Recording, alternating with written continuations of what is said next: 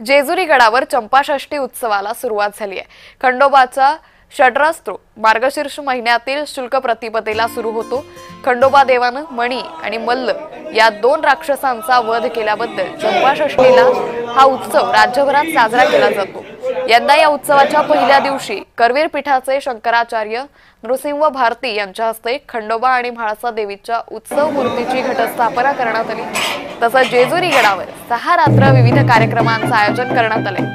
या 6 दिवसात भाविक आपल्या देव्हाऱ्यातील खंडोबाच्या टाकाला गडावरच्या देवाच्या भेटीसाठी आणतात। करवीर पीठाचे शंकराचार्य नृसिंह सरस्वती यांच्या शुभ हस्ते या महोत्सवाला या चंपाषष्ठी उत्सवाला प्रारंभ झाला। ज्यांचं कुलदैवत आराध्य दैवत श्री खंडेराय आहे त्याच्या प्रत्येकाच्या घरात आज घटस्थापना होते।